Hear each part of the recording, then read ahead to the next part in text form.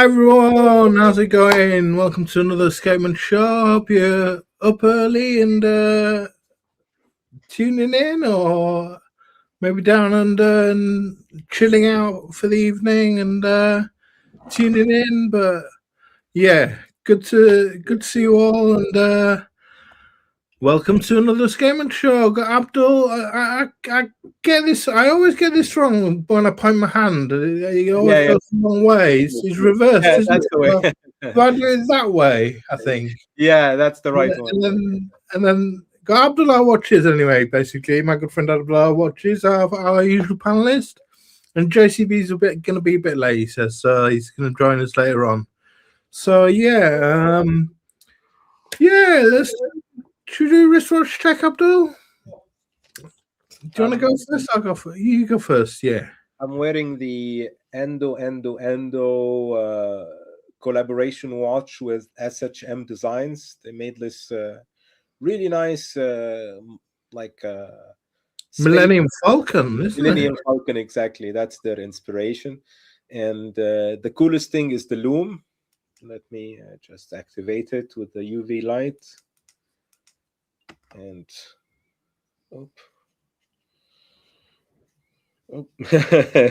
it's just yeah, the loom is filled all over the place, so basically you can. Was it fully loom dial? No, you can see it now. That's right. Cool. Just a little bit sunny here today. So it's a microbrand. Where are they from? I think Finland. The guy is Japanese, but he lives in Finland. And he makes like vinyl styled watches and some collaborations like this. Really nice brand for not a lot of money. I think 300, 400 euros. You get a really nice micro brand, stainless steel case, unique design. You don't see a watch like this basically anywhere for that kind of money, especially with like really nice case the thing always goes. That's nice. It's interesting, isn't it? Exactly. Is it an expensive one, or is it? No, like 400 euros, something like this. That's great. Yeah. Really nice brand. Nice, cool novelty one. Yeah. So I'm just wearing my Tech WRX, which is a sort of electric hybrid, they call it, but it's basically a quartz powered by a rotor. Reflection here on the screen, but yeah, it's used by a lot of special forces, Portuguese, French, over 100 different special forces in the world use these. It's very big, 40 over 44 mil. I think it's about 40, might be a bit bigger, 46. Yeah, it looks big. Huge. It's a big watch, chunky watch. That's something Y2K would like. Yeah, right up Y2K Street. Yeah, so just strap this back on. So, oops, there we go. So I made a post during the week, and I just wanted to just mention it on the stream today. Sadly, after last week's show, the day after last week's show, Eddie Platt from Time Factors, who produced the Smith's Everest watches that I mentioned in our Garda Watches stream, he passed away, and unfortunately, the age of, I can't do my maths there. So in his 70s, so basically he'd been ill for a while, but he'd been a great guy, and he'd done a lot for other YouTubers and ID Guy. I chatted to ID Guy about him, and he said that ID Guy said that he'd helped him a lot, sending him watches for review, and they even did a collaboration together. And Yeah, I just wanted to send our condolences to his family and friends, and to yeah, just a sad occasion. I hope that they managed to carry on with the company, producing great watches. Yeah. So yeah, goodbye, Dean. Rest in peace, and just a sad little start to the show. Yeah. Say hello to the chat. We've got Russell. Hey, Russ. Great show. He can't catch you today live. Cheers, Russ. Hope you catch a replay when you see it. Hi, guys. JCB saying he'll be with us soon. We've got Azza. Good to see you, Azza. G'day and hello, guys. Hope you're having a good evening. Johan van der Sar. Good afternoon, gents. Thank you, Johan. Hello, Johan. Kevin Hawthorne, stalwart view from Lakeland, Florida. Hey, Hope Kevin. you're doing well, Kevin. Hope you're doing well. As says he likes our watches, very cool watches. Thanks, Azza. Yeah, and Johan's saying rest in peace, Eddie. Yeah, sad news that. Yeah. C-Nord, how you doing, my friend? Good to see you. Happy Saturday, everyone. And yeah, so good to just got a little small audience, but I'm glad to say we've reached 750 subscribers so far. So that's a good one. So keep spreading the word, guys. Keep spreading the love, and you know we'll get there soon. We'll get to the big 1,000 soon, hopefully. So we're doing celebrity watch collabs, and I mean, for watch brands, celebrity ambassadors can be marketing gold. They can create hype and make potential customers feel like they want to be them. Celebrities are not watch designers, though, and if they collaborate with a watch brand, their taste may not be that great, so you may end up with a dud. When a celebrity gets involved in the design process, the extent of the celebrity's involvement is not usually fully detailed.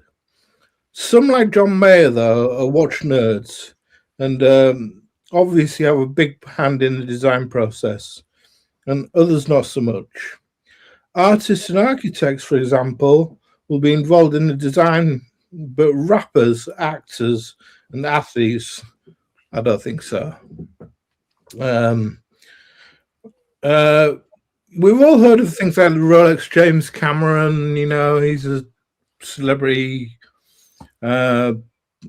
film director, and you know, we're not going to feature that because we've all heard that.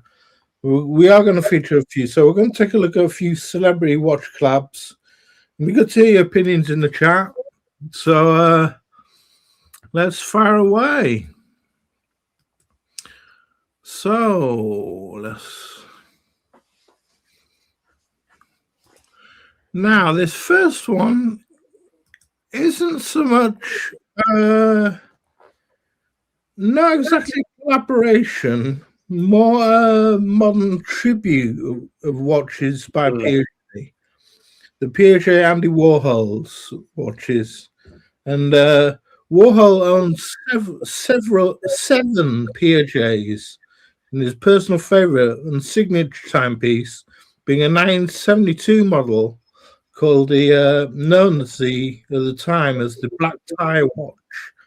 And Warhol's association with the piece was so strong that Piaget officially named the model the Piaget Andy Warhol watch. Nice. So you can see a few as nice bullseye dial, there's a lapis lazuli dial, there's this one which a malachite dial, which is a lot of money. Again, it's £51,000. This yellow gold onyx dial with a bit of arty. Yeah. What's your opinion on these, Abdul? They're really unique, you know. Like I wouldn't wear any of them, but I No. think it's like for these guys who go to fashion shows or to art galleries and or girls. I don't know. I think it goes both ways with these watches. But yeah, pretty. Yeah, Piaget has like this niche, I think, of kind of watches. Yeah, I mean, they're obviously jumping on the Andy Warhol bandwagon for a lot of money. These are like 51,000 to 61,000 Yeah, pounds. I think they usually Piaget is a 30% discounted the AD, right? It's like You think so? I think so. I don't think they're selling it with like watches like this time only watches for 50K or 60K. They're not in the zeitgeist at the moment. I feel, but yeah, hope they get back to it or find the niche that they can sell their watches in, because the market is currently really tight. It's a lot of money, isn't it? Yeah, absolutely. But if Andy Warhol owns 7 of them, I mean, I guess they've got. They can. He also wore Cartier Tank. He wore a Patek Philippe, which is just sold at auction for a lot of money. He wore several watches, but I think they should cash in on anything they can before it becomes obsolete, right? yeah, yeah, In 10, 20 years, maybe people, the younger generation will be like, Andy who? yeah, yeah. We just lost David Hockney 2 days ago. I thought he was going to live forever. He's a brilliant English artist. Hi, we got JCB. How's it going, brother? Hey, what's happening, boys? Yeah, all good. What's your opinion on the Andy Warhol watches? Yeah, I just had a quick look at those before when you had them up on the screen. They're not my cup of tea. Andy Warhol was a very interesting cat. You know, like he had a lot of very, very interesting taste in things. So yeah, obviously it's coming out in his watch collection and his watch collabs. But yeah, not my cup of tea. That's for sure. Yeah, Yeah, there's Piaget's. I know he wore I think he wore a Cartier Tank a lot of the time as well. he did. He wore a Tank, and he also wore a Patek, which was just sold at auction for a very high price. What Good was to it? see you Just tickle my probably a talk. Calatrava or something. Yeah, good to see you tickle my talk. Good to see you, Jim Miller. Good morning. And Johan says, I know Andy Warhol is famous. I just don't know why. He's a big artist from the 60s. He's a big, famous American artist from the 60s. Hung around with, I'm trying to remember the name of the band that he hung around with. But yeah, basically he's a big time. He got to an auction and try and get Andy Warhol, and it's going to be in the millions. It's going to be. Like for an Andy Warhol, like a painting or a print or something. Your painting, yeah. Yeah, hundreds of millions. Yeah. That's the thing. I was watching a documentary about it, and there's a group of investors in America.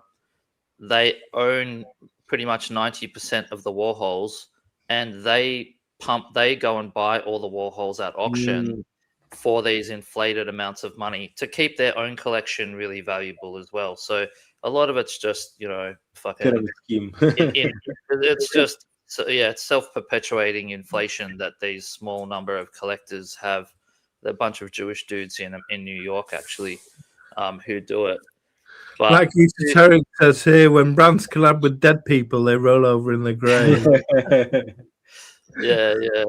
But no, to Johan's point though, that's a pretty good point though, because originally Andy Warhol became famous for doing these paintings of like really mundane everyday objects like Campbell's soup, tomato stuff can, like that. It's like, I mean, I could do that. We could do that. Why aren't we famous? You know what I mean? Like, Was it it's- the yeah. Grateful Dead that he was associated with? I'm not sure. I can't remember. Let me look it up. Andy Doesn't Warhol. matter. We'll move on. I think it was some band like that. Well, he had this big studio in New York, and people, it was called the Factory, and Yeah, people used to just come and hang out there all the time, like yeah.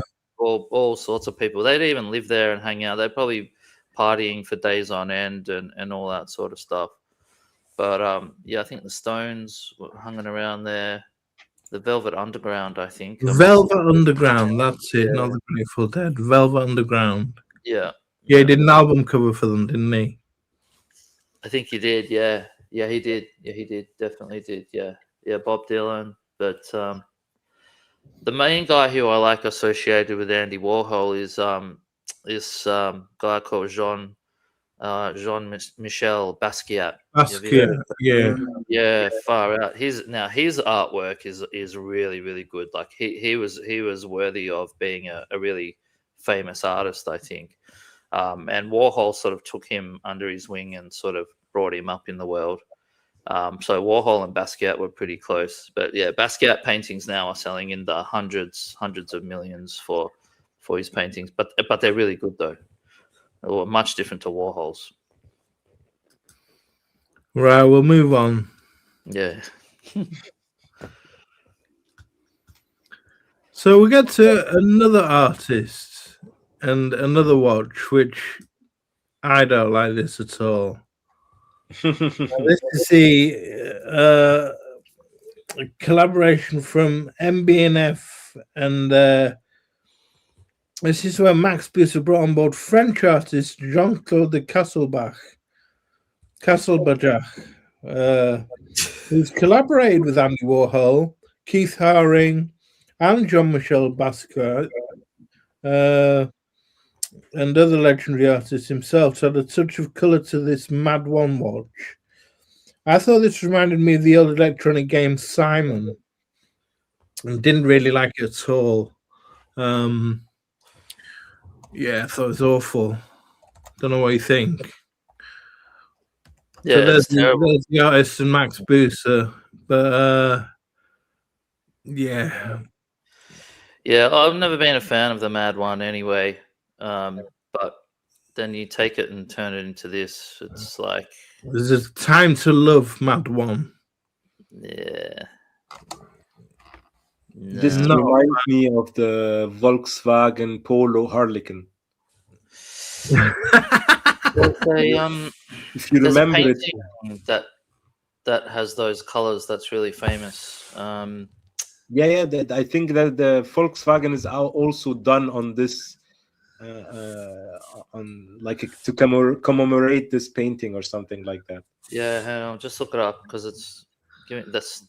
I know it's really famous, but again, it's another one of those really basic fucking things.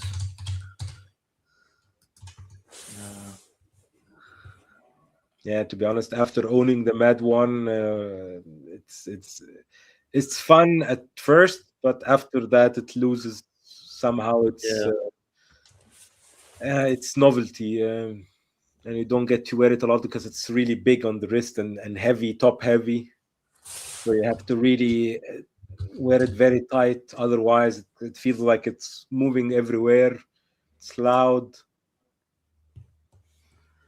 Piet Mondrian was his name. He was a Dutch painter who painted these squares, these blocks, and they had these colors in them, these primary colors. It was just blue, yellow, and red, and white as well. Yeah. You would have seen it. It's like on the cover of the Silverchair album, Straight Lines, you know, if you ever saw that album. But yeah, giving me those vibes for sure. But yeah, I'd like, yeah, pretty out there. Yeah, he says good point. You're on cross colors clothing. Yeah, says this reminds me of clothing colors from blocky styles from the 80s. He says Abdul's right. The VW Golf made in those colors are advertised in South Africa like that. Yeah, like every panel is different color. Like they made a polo and a golf from it. I think Harlequin is what the name. From a certain era, I guess maybe should stay there. I think I'm being, Yeah, I I'm being agree. brutal here. Yeah, until now, all the celebrity collaborations that we saw are pretty not our taste, let's say. Do you guys still have your mad ones? That I've you, got that mine still. Yeah, I you got know. your I one. hardly I ever just wear it. sent Hardly it ever. out today.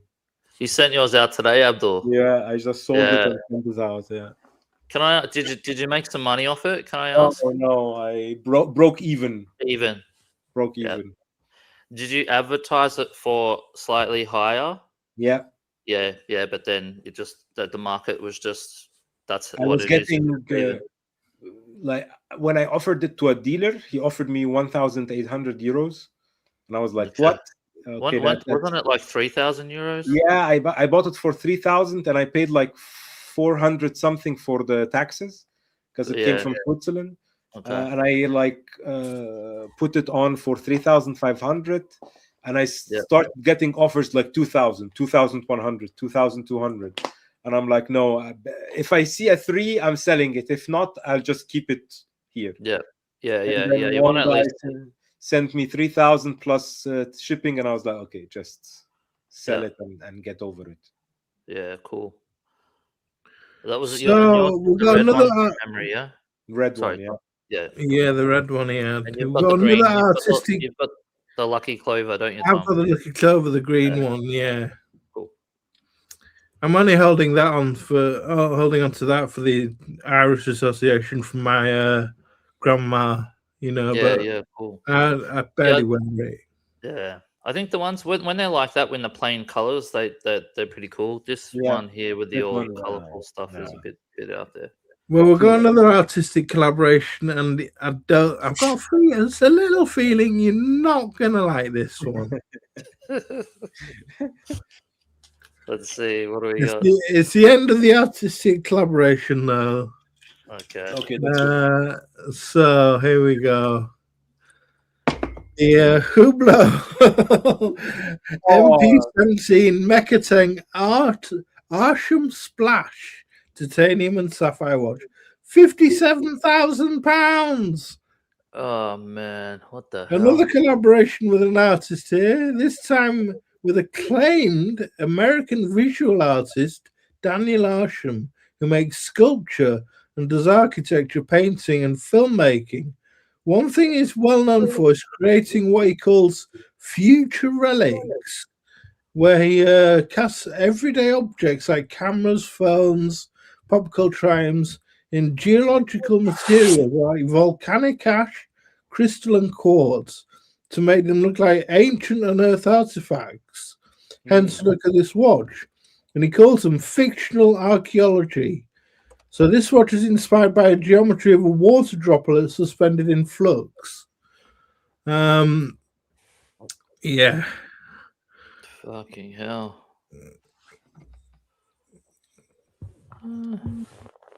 Not for everyone. Not for anyone. Not for anyone is better. Maybe if you're a millionaire, no, that is always on acid. You know what I mean? You know, like this would like do a like fix that itch. You know, like Like, no. you don't need acid. You just look at the watch and you start exactly. tripping. So instead of doing it whole time, you put the watch on. I'm like, yeah. Who's? I think, yeah. I don't know. I mean, I've never heard of this guy, Arsham. So look, there may be a niche for him. There, people.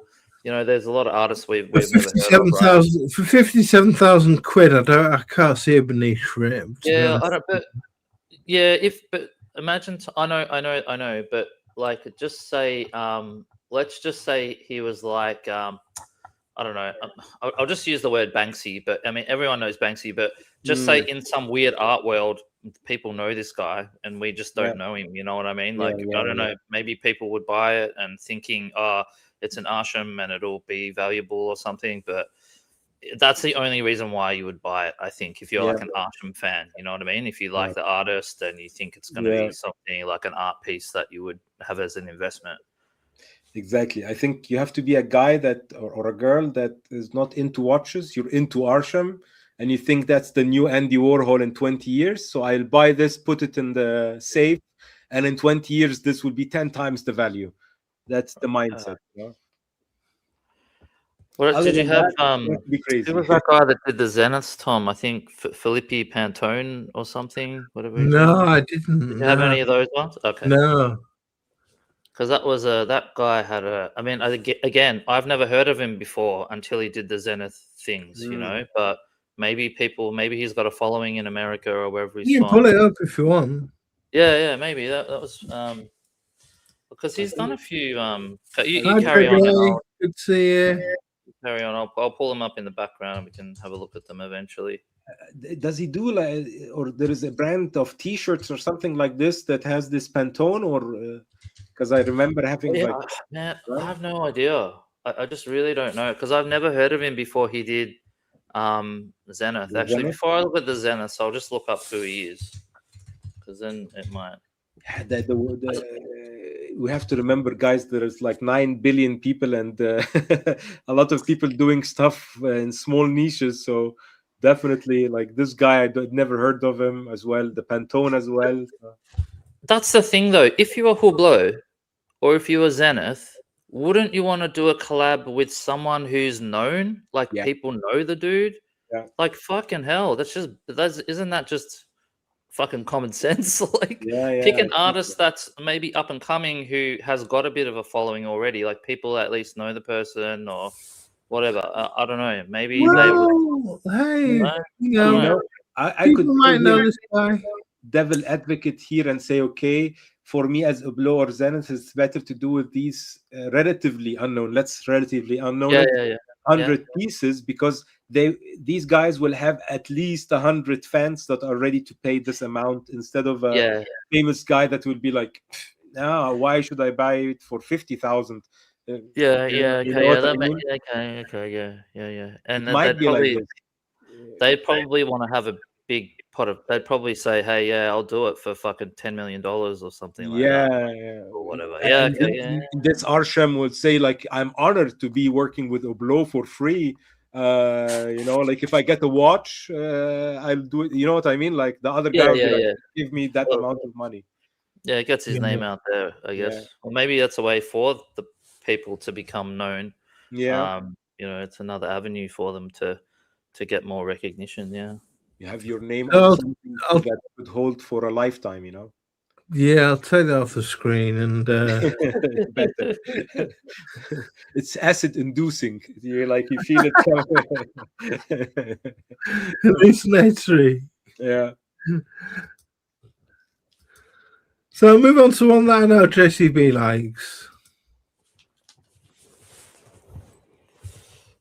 What do we got? And this is the Vacheron Everest Corey Richards. Mm.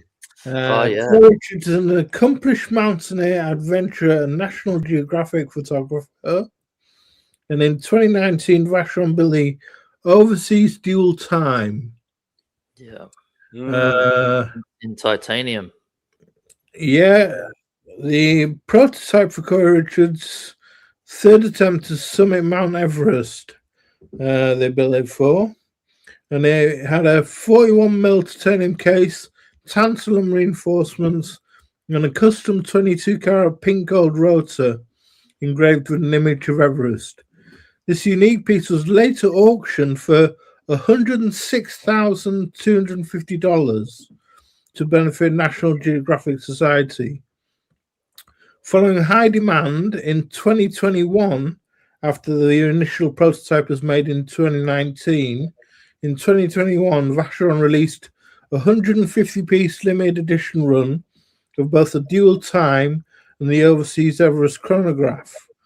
These civilian models had titanium cases and retained the Everest engraved pink gold rotor. We now have the Overseas Dual Time Cardinal Point models released in 2026 at Watches and Wonders in titanium, which Will release this year, as I say. So we'll squeeze the hell out of this collaboration. yeah, they've squeezed it. So these were the original Everest ones. They came in white and brown. Mm, Yeah, I remember this brown one coming out, going, "Yeah, this is real cool." yeah. And just the like taking the overseas, which is already a pretty robust sort of watch. And as we talked about last week, it's a really good all-rounder watch. And then just taking that to that next level, you know, this is the next Garda, like super power up Garda level, you know. Yeah. Real cool.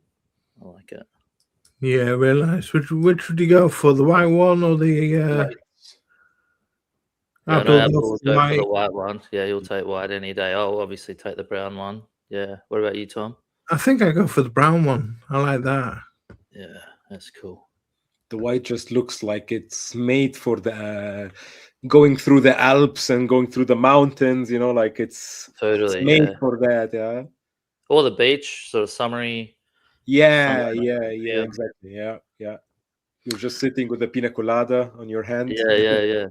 Mr. says he really likes this watch, just out of this league. I mean, what do you think to the pricing of the new Cardinal points?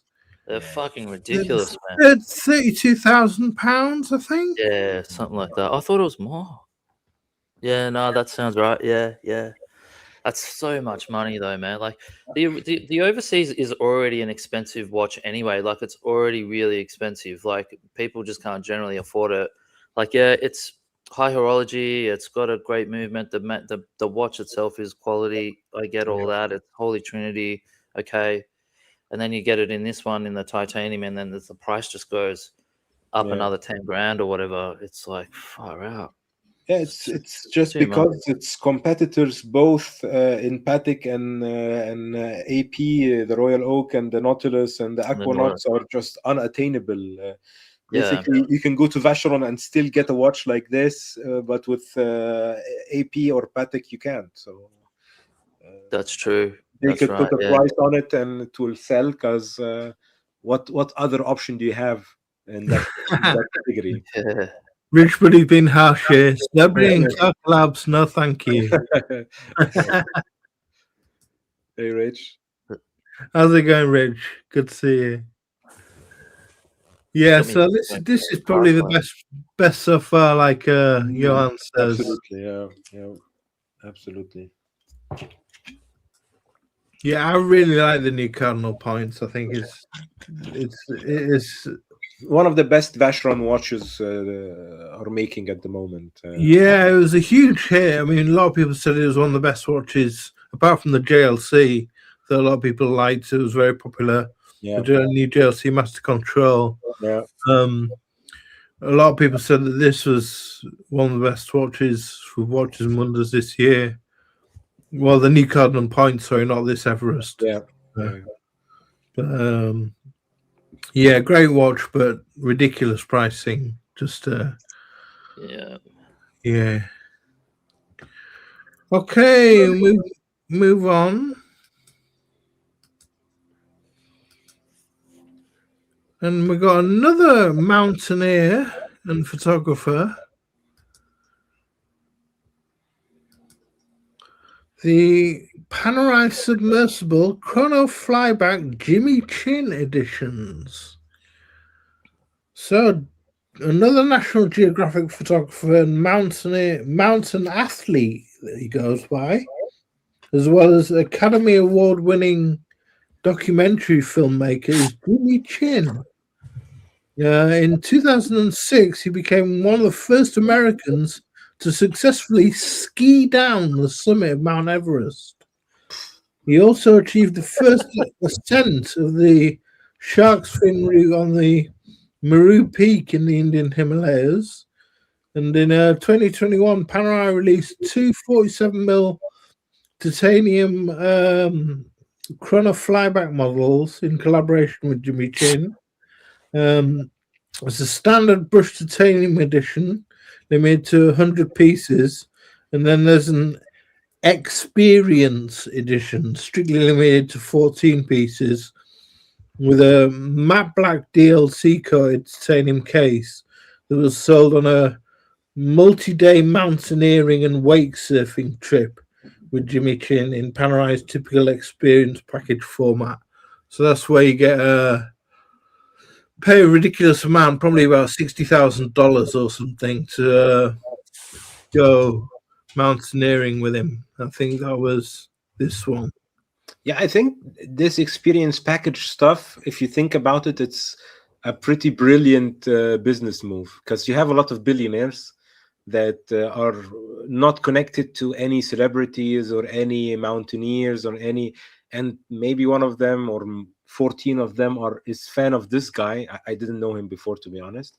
And they would pay any amount of money just to go ski with him and spend a couple of days with him. So I think it's a good business move. But for me, I'll just, if I have the money and I want to go with this guy, I'd pay the money and then just gift somebody the watch, to be honest.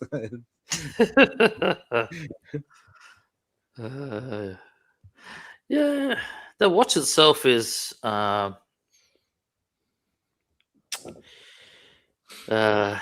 I'm not a fan of the submersible. It's something. Yeah, I'm just trying to think. Like submersible, I'm generally not a fan of, but I look at this one and I go, yeah, it's not too bad. But I think these ones are quite thick, and it's a big watch, right? Right? It's like 47 or something like this. I think so. 47. Something 47 like that, and 15. It's like a hockey puck.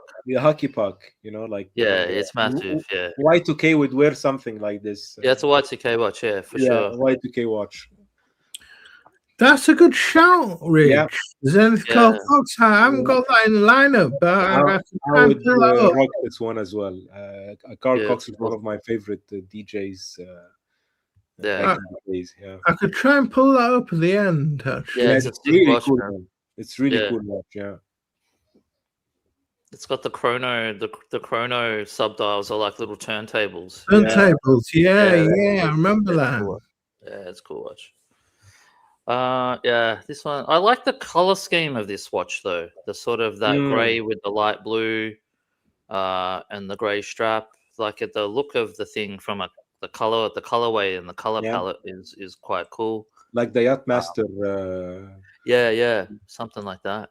Yeah, like a big beefed up Yachtmaster or something. Yeah. But I guess it's for like what you said, Abdul. There's just those super rich guys who are going to go and do the experience or whatever. Yeah. That's sort of what it's for, I guess. And they're the kind of people who, after a while, will they'll get invited to experiences for free. Once they've done a few experiences, then Panerai books, Panerai will send invites out to them to come to their yachts on Lake Garda or or they did the Navy SEAL, go sailing with the Lunarossa team or whatever. Yeah, because they did a Navy SEAL. They've got a Navy SEALs experience. They've got a Navy SEALs boot camp one. They've got which I wouldn't want to do. I wouldn't want to go to boot camp with Navy SEAls for a week. What are you going to be, some sort of sociopath or something? They have a spa retreat one with massage and sauna. I would go, but working out for 4 days with Marines, no thanks. I'd rather stay at home. What's the other things? They just released a submersible made out of hafnium. It comes with a Navy SEAL training experience.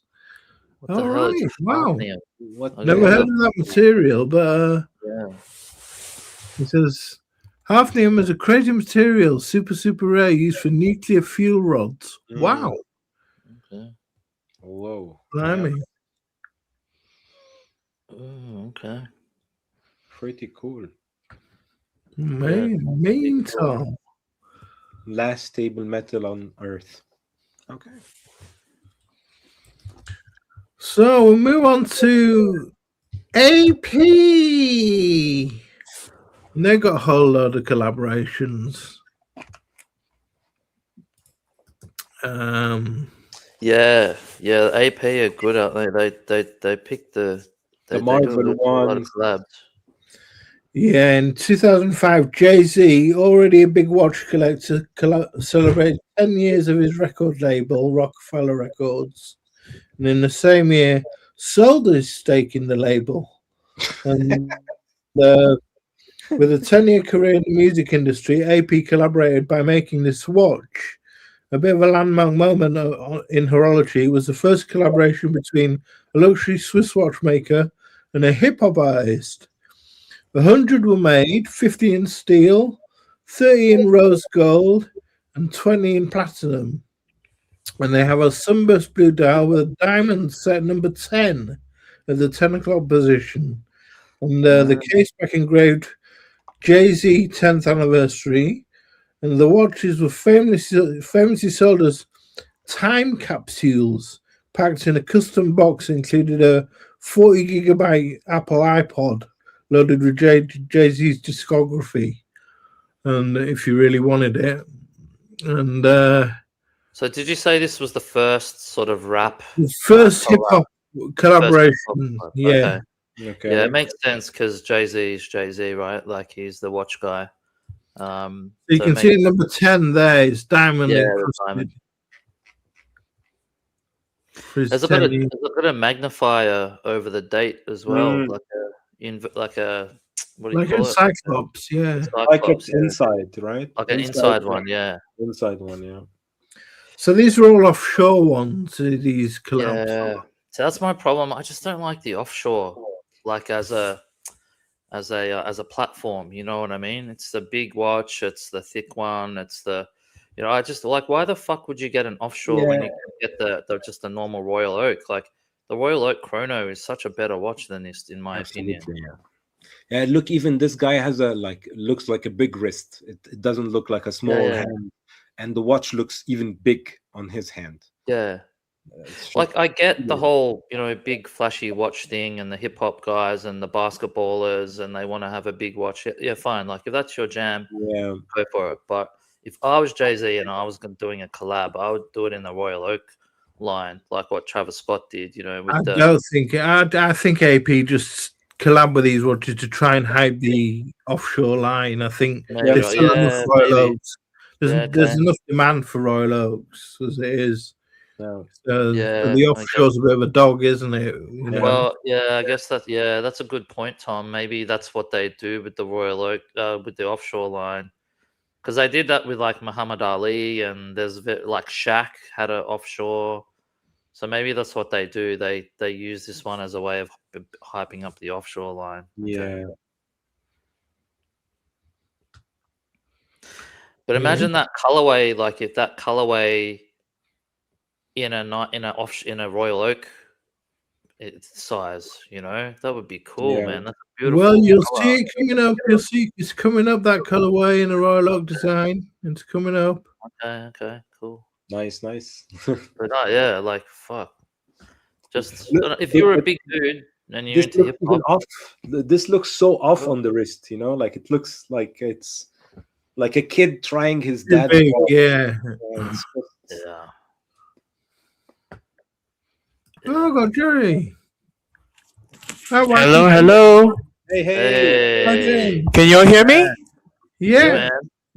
I'm just in for a little short visit, guys. I'm still busy doing stuff and just saying hello to everybody in the chat. It's been a while, but yeah, it's in a while, but I will be back in due time. Yeah, in due time I'll be back again. Just handling some very challenging issues. Yeah. Handling business. Yeah, cool, man. Yeah. What's your opinion on these big Royal Oak offshores, Y2K? I like big watches, as you're aware, but I don't quite like how, if we say association with like certain big players, like actors and celebs who wear big watches, right? I find that sometimes it's a bit too much. The people really go on hype these days. So right now, I would say like these kinds of Royal Oak series, I don't mind. It's still all right. But I mean, to be in sync with the current times, with all the new launch of like I'll call it the Pestle, okay, the Pestle AP. I think that really watered down the brand a lot, because it used to be something that was more exclusive. Now it's something that, it's just like because of that, the Pestle AP now, pushes all the other APs out of the way. But I would say that if you are a person still wearing this piece, it would still be wonderful. I like this piece, not too bad, but I do have preferences of the color, of how it should look like. Are you talking about the Rolex OP? Yeah, that's No, right. we're talking Audemars Piguet Royal Oak offshore.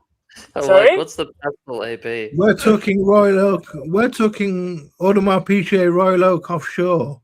Right. Okay, yeah. So I do prefer the offshores as well. Yeah, the Royal Oak offshores. I think from the get-go, when I first encountered AP watches, right, I do prefer like the offshore because it's more, it looks more robust. But I don't quite like the material aspect. Where the crown has a rubber. Yeah, I think that was it. rubber Yeah. pushers So and rubber that's a crown. problem because I think I remember when I used to watch a video about AP, and people were actually saying that it's all right, if AP just do away without that stupid rubber, because you have to understand that at some point that rubber is gonna flake and it's just gonna break off, and that's not Yeah, that's just not it yeah. for the crown. Yeah, that's right. You have to get it replaced, JCB. Yeah. And then you also have to remember that the strap also will have the same problem because the strap has rubber as well. I think it's where is it? That's the fault point. I think it's near the case. I think the area it does. Yeah, if the lug. they're not really taking care of the rubber well, it can actually snap. Yeah. So at the end of it, I like the full stainless steel one. That one was, I call it the classic AP. Yeah, but if the offshore, at some point, if, they improve on using all this less rubber and all these things, I think it's a lot better. Yeah. Cool. Here's another offshore for you then. The LeBron James chronograph. Basketball player LeBron James had already been an AP ambassador when in 2013 he finally got his own collaboration watch. LeBron worked directly with design team in Le Brasses and to create the watch, which is a 44mm case. You like that Y2K? Made from 18 karat pink gold and titanium and grey ceramic with a mega tapisserie dial. It has a blue chronograph second hand and LeBron's signature printed in blue on the sapphire case back. It was limited to 600 pieces, which is a bit over the top. And the pusher at 2 o'clock had 2 small rows of diamonds in it. And yeah, you can see in the pusher there. Yeah. So you get some kind of micro scratches on your finger every time you use the chronograph. Yeah. That's what's it called? Exfoliation. You exfoliate your finger. Skincare routine. Exactly. Yeah, you're just the whole time scratching your whole hand. Abdul, just take a sandpaper. You'll do fine with that. Yeah, exactly. No, okay. This is LeBron James special edition, is that right, Thomas? Yeah. Yep. So I'm assuming because, certain watches, people buy them or have limited edition because it has to suit the skin tone, right? Because I think his skin tone's darker. Because if you didn't tell me this was for LeBron James, I assume this was for a lady because white and rose gold tend to go a lot with ladies' watches as a norm of color choices. Yeah. Yeah, that's what I was gonna say. Like, if you're LeBron or if you're some kind of big guy, like a baller or generally a big person, then yeah, okay, fine. But it's pretty fucking ugly watch, to be honest with you. If I'm being 100% straight up. Yeah. I'm with you. JCB, all is missing is some diamonds. Yeah. Just put some diamonds. Bust down the bezel, man, with some diamonds. And I'll be honest. To be fair to people who like the baller and rapper lifestyle, there's nothing wrong with it. It's just that if you have a bling bling and a big chain with diamonds on it, it's very, you see Ludacris, you see So- yeah, rappers yeah, like yeah. 50 Cent. All of them have this big chain with diamonds. Automatically, you're gonna have watches with big diamonds, rings with big diamonds, and then big what do you call it, Yeezys. So it's a whole package. It's got to be done, Yeah, kind yeah. of head to toe with diamonds. So, but LeBron James is an athlete. Is that right? LeBron James, yeah. Yeah. Yeah, so I think athletes have it differently than singers and rapsters, because rapsters is all about the bling. But if you look at the soccer players, now we're in a World Cup season, some of the soccer players, they do prefer something with less flashy, less blingy. So they'll have Yeah. it more metallic look. Yeah. Yeah, totally, yeah. Yeah.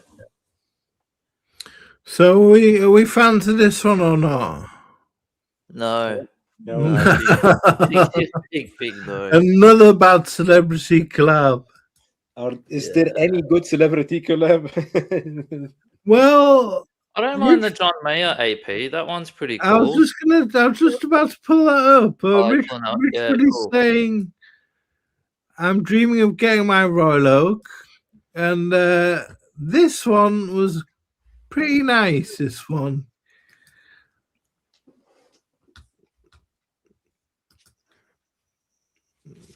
Oops, no, we haven't got to that yet. Okay. We've got this one first. The Oh, that's not bad at all. the Royal Oak ceramic perpetual cactus jack. Back to another rapper. This was one. Yeah. This is one professionally known as Travis Scott, who founded a record label called Cactus Jack. AP officially released the Cactus Jack watch in December 2023. It's a Royal Oak perpetual calendar, open works, crafted in a distinctive brown ceramic, and then hand-drawn typography mimicking Travis Scott's handwriting. The traditional moon phase has been replaced with Cactus Jack smiley face logo with a stitched mouth, and it is limited to 200 pieces worldwide, and there's a calfskin leather strap. What do you They reckon sell for this big one? money. That's a They good sell for one. big money on the secondary, yeah. That's a Yeah. good one. You like this one, Abdul? Yeah, I like it. I really like it. Like this Yeah, well, looks the black, like a good black collab. ceramic one is one of my favorite ever watches. Like just the standard one that this is based on. When this one came out, I didn't really like it because I was just like the brown ceramic and the brown strap. It was all a bit too brown. But these days when I look at it, I go, "Fuck, this is actually a pretty sick watch, man." I actually like it a lot. Yeah, it's cool. I like even that the numerals are made like they're hand drawn. You know, like Yeah, Yeah, it's cool. that's what they've done. They've done hand-drawn numerals on the dial. Yeah, and I like how he's done the on the moon phase, those that funky little crossed out little what do you call that? Smiley face, yeah. Smiley face thing, Halloween that's face cool. or whatever. Yeah, Just got a few little tweaks. Yeah, and then obviously it's a skeleton AP in ceramic, QP in ceramic, like that's what I'm saying. Like the original black one was already one of my favorite watches. Yeah. And then now you tweak it up and you make it even more unique, more different, and it's not garish. It's not, it doesn't. They haven't put diamonds or anything. All he's really done is done the color palette, changed it to brown and the font, and done those small little tweaks. So yeah, I reckon. Now I'm looking at it going, fuck, this is actually a really cool watch, actually. Yeah. That's really nice, yeah. And I like the lume I do quite like that it's got a very industrial look, but the question becomes I do question how they photograph it, because it looks very chocolatey. I don't know if any of you noticed. Yeah, it's meant to be. Yeah. It's meant to be. Very like mocha brown, like mocha coffee brown. Yeah, that's the idea. Yeah. And the sub-dials in there. So I think the sub-dials is something I'm quite interested to find out what they are. These are moon phase I'm seeing. It's a perpetual calendar, Jerry, basically, this watch. So okay. Yeah. Makes sense. Yeah. So it's day, date, month. Essentially that's what you got there. It's also Okay, got then it's also got around the outside. That's a week. Week That's a week calendar, track. So which it's is telling pretty you the week cool. as well. This is pretty cool as well. Yeah. Yeah. quite a busy watch, but I wouldn't downplay it. It's not limited edition, is it? It's Yeah, It's they made quite- 200 pieces. 200. Yeah. okay. That would be a shame. I remember seeing somewhere, and I'm just guesstimating here, but I'm pretty sure I saw something like about maybe 600,000, something like that. These are selling for now on the secondary, maybe something like that. Like they're going for really big money. These watches. Yeah, I just Really, looked. really big money. Starting the cheapest one, UK 500k. Yeah, there you go. That's How pounds. much, Abdul? Yeah, 500k, the cheapest ones. Fuck, in £500. Yeah. Fuck. So in USD, that's like fucking 800 or something like that. I don't know. I don't know the math, but yeah, they're going for mega dough, these ones. Yeah. So yeah, Even people more must like them, expensive obviously. than the blue ones. Like the blue one is like 395 euros. The blue ceramic ones. The blue one, I think it's the problem with the blue. It just looks plastic when you look at it. It looks like it's made out of plastic. Yeah. AP ceramic has a way of looking like ceramic, but with that blue one, The for white some is even reason, cheaper somehow. Wow. huh? The white is even cheaper. Yeah. Okay. Oh, Abdul, you said the white one? Rich Sorry. likes this. Yeah. It's And really- Topsa says it's a really nice watch. The brand is beautiful. Only major problem is it being attached to a ghetto wrapper. Oh well, Yeah. it wouldn't have Well- happened if it wouldn't be there if it's. price on the secondary love- market says otherwise. And I love Rich's comment because he doesn't like FP Sean now. It's crabs on an FP Sean. Yeah. Look, love him or hate him, Travis Scott's he's a pretty popular dude. I don't like him at all, to be honest. But Yeah, he- exactly. Yeah. Well, it's like I'm Kim so-so. Kardashian, right? It's like you either you love her or you hate her. I think Yeah. most people are in the hate, but she's there. Good Same to as see you, Travis. Eric, and welcome, Putty to Bear. Hey, Putty. Hello, party. Yeah, you got to rob a bank. That's it, man. Yeah. Not even. Yeah. Yeah, it's AP ceramic when your real estate portfolio is full. Yeah. You don't want to buy any more property, so you buy watches. Yeah. Oh man, I dream of winning Tats Lotto and just going to buy one of those the full black ceramic Yeah. QP. Man, it's one of my favorite watches of all time. It's just so dope. Beautiful watch. You know, I would actually I would buy this over the other one because of the full bracelet. Because I saw so many people breaking a link in the full bracelet, and that's just like, oh no, and they're getting coated like just the fear of my watch just breaking a part of the bracelet or the bracelet or even the case makes me like, oh no. Yeah, you've got to wonder how robust those bracelets are because so many small parts in there, and when you get closer to the clasp, the links get smaller, don't they? Exactly. So yeah, you whack it on something, and you're And fucked. bye. Yeah. Well, that's So the thing. we You get can always We put it on get the rubber stamp. the John Mayer, and from rap music to rock music, AP feature yet again with a collaboration with rock artist who's become well known for his love of watches, John Mayer. And this Royal Perpetual Limited edition of 200 pieces was released in March 2024. It has is 41mm, 18 karat white gold case, and is notable as the final limited edition model to use AP's caliber 5134 movement. The textured crystal sky dial had input from John Mayer working hand in hand with AP's team to design a picturesque style. The embossed motif is composed of irregular shapes resembling crystals with sharp angles and facets that add depth. The stamping die was created atom by atom, they say, through the metal deposition process known as electroforming. So be say on the website. Yeah. Again, this one's big bucks because it's sold out on the.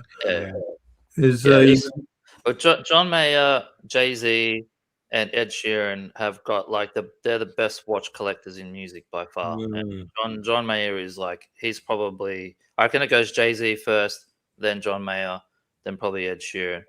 But yeah, this watch is absolutely sick. I love it, man. As soon as it came out, I was like, fuck. And I think he based it on if you go back in the AP archives, one of the AP QPs on an early one from the 80s has this feature on the dial. So he's gone back and looked in the archives and gone, okay, I'm going to pull that dial and I'm going to put it in a modern QP. And the result is just fucking mental, man. Honestly, one of my favorite APs for sure. Beautiful, beautiful watch. Yeah. Yeah, that crystal sky dial is really nice, isn't it? Yeah, it's mental. So good. And when you see it on when you see like the live pics, you know, in the sunlight when the light's hitting it, it just pops, man. So good. Yeah, beautiful watch.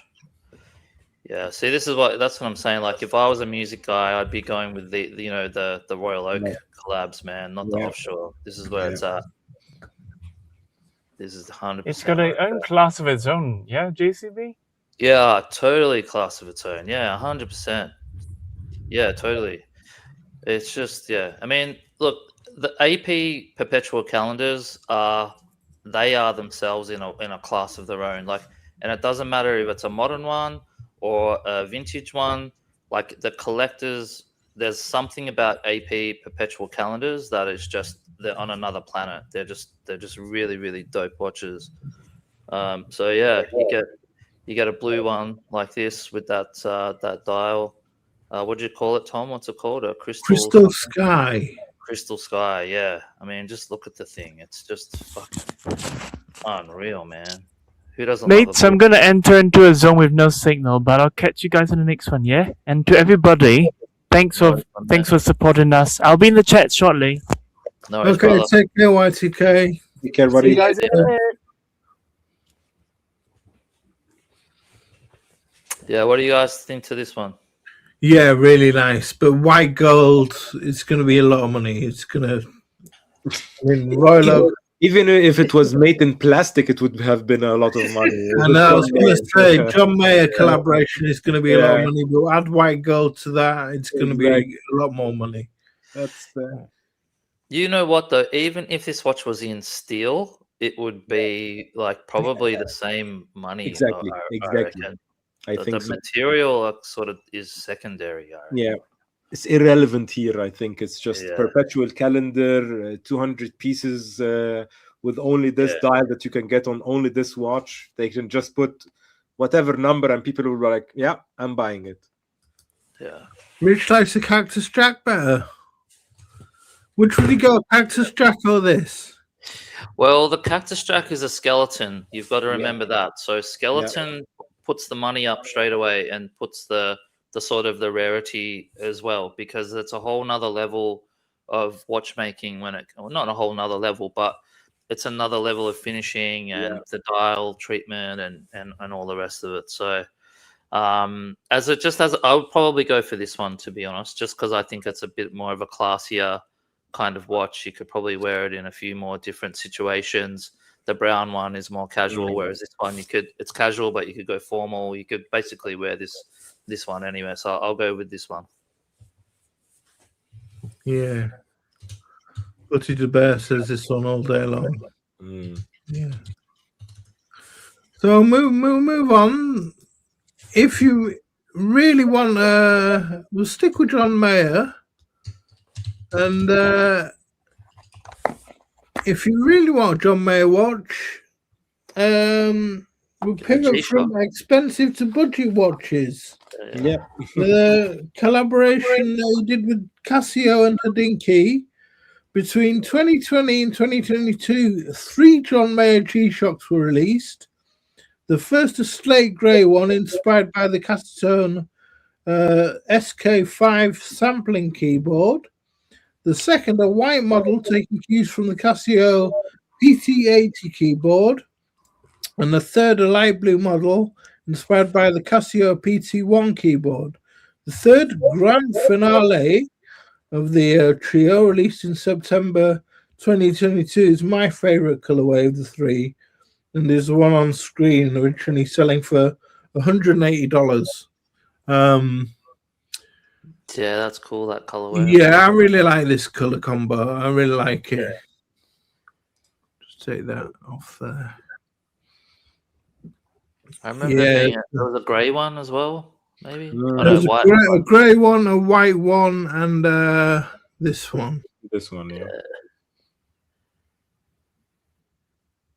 Yeah, that's dope, man. I love that watch. Nice, yeah. Yeah, it's cool. He loves his blue, hey. But this is my favorite out of the Casio John Mayers. Yeah, that's cool. And did he have that Casio keyboard when he was a kid or something? I remember. I think he had one of the Casio. I think he had the Casio for the first one in the kids. Rich has been brutal. The Blues Girls. The Blues Girls, 100%. Nah, come on. It's harsh. We've got a lot of Casios to get, quite a few Casios to get through, so I'll skip through these. The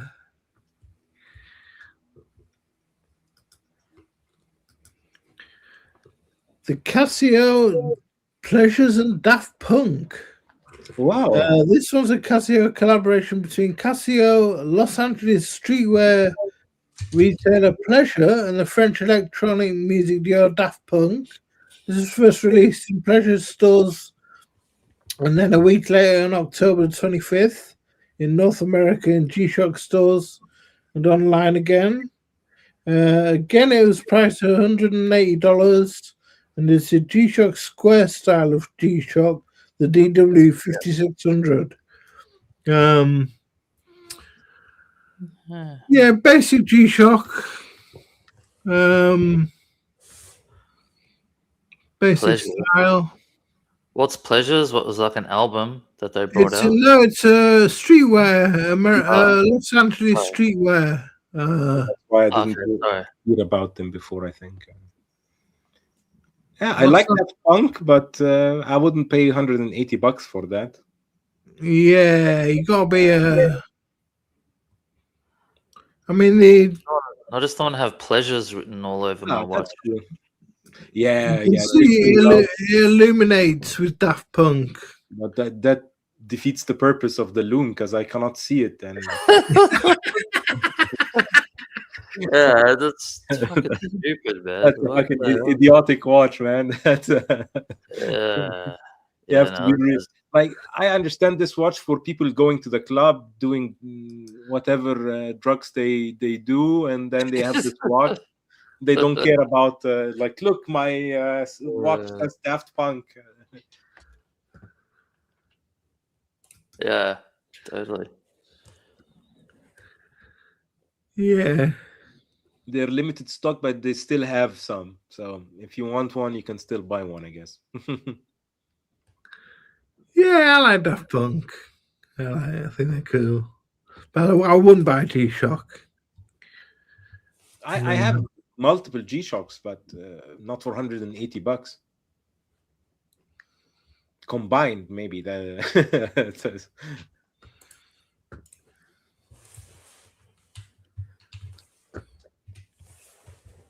Yeah.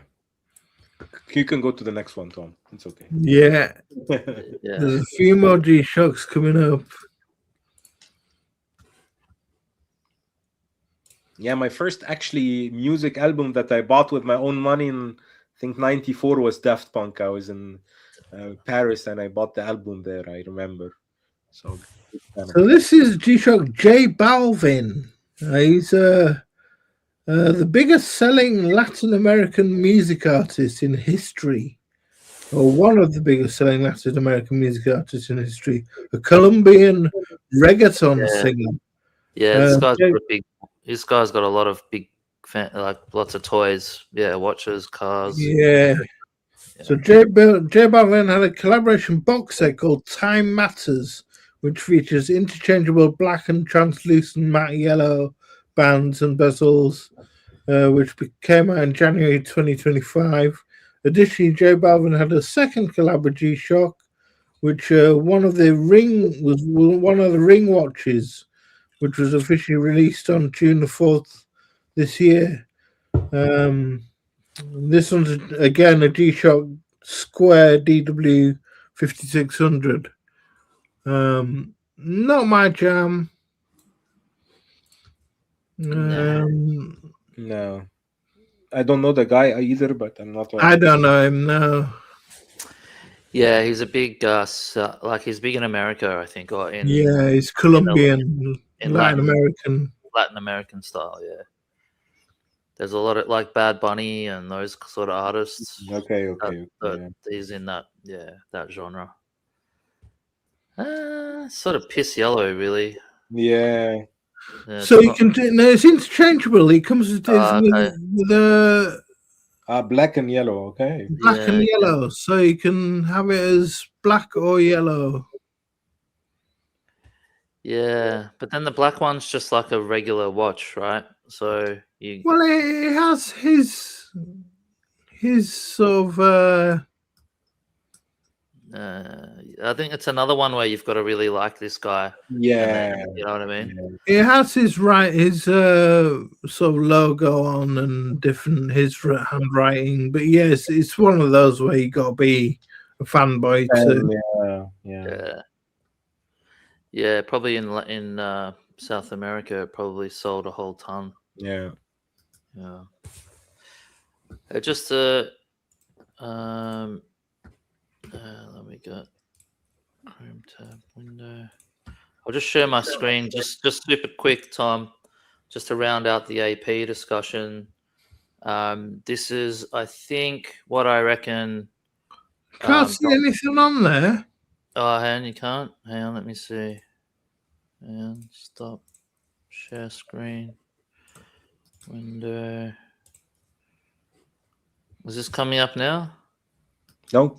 Yeah, now it's Okay, cool. So just ignore the case for a minute because that's pretty out there. But this is a QP from the 80s, and you can see it's got that dial with that texture on it. All right, like there. Yeah, so I think this is where, when I was saying, he would have looked back into the back catalog, I think he would have, because he's a real AP nut.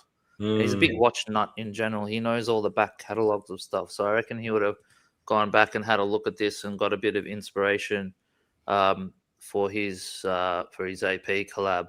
This, if you're into watches and if you're into AP, this is a really, really cool rabbit hole to go down. This is the QPs from the 80s. They really invented the ultra thin perpetual calendar niche. Like AP owns that niche, I would say. They really invented it back in the 80s, and they came out with these really cool watches. This one, the case is a bit too out there, but they've got a lot more traditional looking watches in this style, with this dial. Ultra thin, 36 mil. The things are like 8 millimeters. Just absolutely on fire watches that they had. Yeah, really, really nice. I love the Jules Audemars. Those, like, is this a Jules Audemars? Yeah, exactly. They call it. But these guys, if you're into these guys, go on Instagram and follow Watch Brothers of London. If you've seen, you'll see it at the top. Watch Brothers London. They actually specialize in finding these AP, the QPs from AP, and also Vacheron. Vacheron did these QPs as well. And they've got their Instagram page is full of this really, really cool stuff like this. So yeah, if you're into this genre of watches, perpetual calendars like the ultra thin perpetuals from AP, go and have a look at this.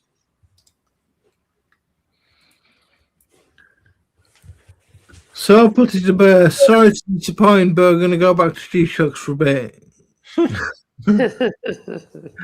just a couple more. Johans has to run. See you later, brother. Nice. Thanks Okay, for joining Johan. me, man. Great to see you. So I'll make it quick, put it to bed. The Wu-Tang Wu-Tang Clan. G-Shock. Yeah, first collab in 2012. They did one to commemorate the group's 20th anniversary. This one was a 2023 release to celebrate 30 years of the group's debut album. It has a black and yellow Killer Bees color scheme and the W logo at the top and the backlight that glows the Wu-Tang. It's pretty cool. I don't mind a bit of Wu-Tang, but would I buy their watch? Probably not. Probably not as well. Yeah. So you can see the strap and... Nah. So Absolutely not. we'll pass that for put it to bed. We'll get rid of that. Buddy is not happy, Tom. He's not happy. I'm sorry. Not a happy bear.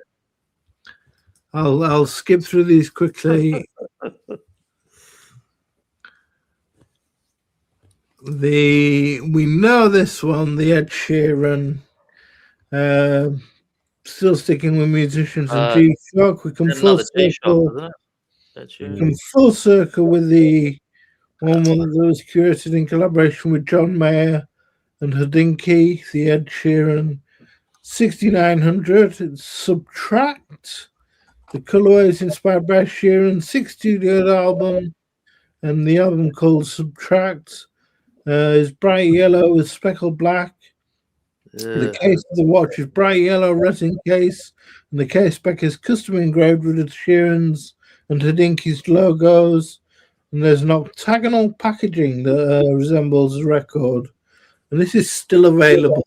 So this shows you how unpopular this one was. Yeah, I mean the yellow is cool. Why would you go and fuck it up with those black splashes on it? It looks like someone thrown some bloody black oil or something on there. That looks fucking terrible. I reckon if he had kept it yellow, the whole thing, it would have sold. Yeah. Not my cup of tea. I mean, you're a G-Shock guy, are you, Abdul? Yeah, I owned a lot of G-Shocks. I still own two G-Shocks and 2 other Casios. So we get past that one. And one more, which isn't a musician, but is Andres Iniesta. Oh. So we've milled the G-Shock collabs, and this is our last one we'll feature. So no collab with a musician, but with the FC Barcelona midfielder, football legend Andres Iniesta. This was released in May 2024, and the strap is printed with Iniesta's phrase, Master of the Game. His jersey number 8 is laser engraved on the side button at 8 o'clock, and the backlight has a silhouette of Iniesta scoring the World Cup winning goal for Spain. And it's a G-Shock Square again, a 5600. So just a basic G-Shock Square, really. Like a basic square, yeah. It just has the name Andres Iniesta. Who does this guy play for? Real Spain. Madrid. Barcelona. Spain and Barcelona. So okay. Yeah, nah. So you see his name's he's written Master of the Game on the strap. That's the backlight, him scoring a goal. That's his guy. I never knew these existed, to be honest. I don't even know who this guy is, let alone having the watch collab. They've done so many though, haven't they, G-Shock? Yeah. So we'll get back to real watches for you, Putty to Bear. Oh, jeez, it's bad. So one done by a collab with an architect now, or a couple of collabs with an architect. Okay. The Bulgari Octofinissimo Tadao Ando. They collaborate with Oh yeah. Bulgari collaborated with Japanese architect Tadao Ando, famous as a master of concrete, light, and minimalism. Several times they collaborated with him. Several Octofinissimos were made as collaborations. One in 2019, this one in 2021, and the subsequent variations. This one has a sandblasted black ceramic case with a signature blue dial and a subtle yellow gold crescent moon at 5 o'clock. Limited to 160 pieces. You can see there's the different three others he did. And but the crescent moon at the bottom, like, has no function. Yeah, okay, that's weird. Very weird. Just design. It's just sitting there. You see the small second hand. Yeah, I see that. That's cool. I like that because you've got the circles radiating out from there. And then you've just got this weird ass fucking little banana thing at the bottom. Like, what the fuck is that? That's just weird. Just part of the design. I mean, yeah, I know. Yeah, I know it's part of the design, but I'm just saying it's a fucking weird design. I get, that's my point. Like, it's why the fuck would you put that on there? Is it something to do with him? Like, is he is that his like his little trademark or something? I don't know. But that just throws off the whole thing for me. It's like, it's just weird that it's there. Otherwise, it would be a cool watch. But I just don't get why that thing is there. It looks ugly with that. Yeah. Pussy says he likes this middle one. The I presume it's a Tourbillon. That's a Tourbillon, yeah. That one and the one on the right, because it doesn't have the bloody moon thing on it. It looks way better. But see, the other one was so cool because it's got the dark color with that blue dial. The colorway looks really cool, but then it just ruined with this weird moon. I guess it's the nighttime. I guess the night sky with the moon, maybe. But I don't know. That's just silly. The banana spoils it. Yeah, it's a fucking banana. Why would you put a banana on there? Yeah. I guess they still have a couple of pieces to sell if they.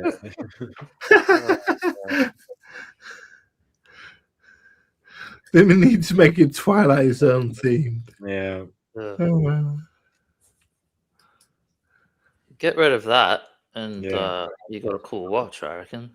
Just get a blue marker and just color it in. Yeah, guess. But is the one in the middle, Tom? Is that maybe forged carbon or is that ceramic as well? I think they're both ceramic. I'm not sure whether it's forged carbon or not. Okay, because it looks more. It's got that more of that forged carbon look to me. That one, like layers. Yeah. I'm going to take a punt. I'm going to take a punt and say that one is forged carbon, and the other two are the whatever the other material is. What'd you say? Was it like bead blasted something or other? It was ceramic. It's ceramic. Sandblasted ceramic case. Ceramic, yeah. That's a pretty cool material. Yeah, that looks really nice, man. That watch, but I'm digging that one a lot. Like the colorway, the dark gray with the blue. Yeah, the moon really just puts me off as well. Yeah. Next, please. Yeah, okay, Abdul. Another one from Tadao Ando. He did another for Bulgari, which was a ladies' watch, which won't appeal to all of us, but it's a very popular ladies' watch, and that's the Serpentine. We did 4 different watches for each season: summer, released in June 2024, or autumn released in August 2024, winter in October 24, and spring in March 2025. Each featured specialized stone or marquetry dials, such as green aventurine and green aventurine for summer and tiger's eye for autumn to reflect nature's changing hues. And these are massively popular with women. These. Yeah. Yeah. Fuck, my wife's busting my ass to get her one of these. She loves Really? these. Yeah, there's Bulgari Serpentis. Yeah, all the Yeah. ladies love. The, They the, love the it. vintage ones are amazing. The new ones are awesome. It's one of these lines that which one you get, it's looks really nice. Really, Yeah. really nice. Yeah, it's just such a cool concept, you know, like It is, isn't it? like A bracelet, yeah, it's like a watch. bracelet, you know, beautiful looking watch with a, you know, like the snake head design. Yeah. This is badass, man. Everything about this is just cool. Absolutely, yeah. Yeah, that brown one is fucking dope. Yeah, I love that. Yeah. What do these go for, Tom? Like about 100? Oh, let's check it out.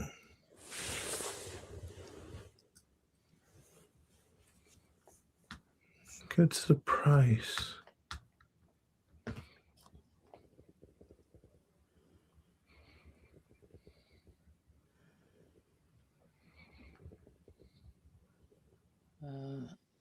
Pricing. 16,000 for the gold, rose gold $41,000, Okay, that's not stainless bad. steel $10,000. Not bad at all, Shit. to be honest. Yeah, I was expecting big money. Yeah, Yeah, okay. me too.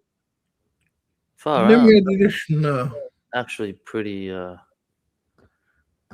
reasonable. What's in there? It's quartz, I suppose. Quartz, So yeah, yeah. you're just paying Yeah, for quartz the movement. you're paying for all the material and Material and design, yeah. Yeah. and diamonds and stuff. Yeah, okay. So you're going to love this next one. Back to an Alright. association with a footballer. Fucking hell. Oh, let me guess. Ronaldo. You got Ronaldo and Jacob. Boom. Yeah. Yeah. Back to collab with a footballer, and you probably prefer the G-Shock. This is a collaboration line honoring the long-standing partnership between Jacob Arabo and Cristiano Ronaldo. The base models with clean and diamond set bezels in steel and rose gold were launched in late 2022. The highly exclusive baguette variations of these CR7 timepieces were released in May 2023 during a grand opening of the brand's flagship boutique in Riyadh. The 44mm cased watches have Ronaldo's signature on the bridges, colored sapphire caseback with a gold printed image of Ronaldo, a skeleton movement, vertically aligned structure, 158 components, which isn't much, and a 48-hour power reserve. Now, these are horrific.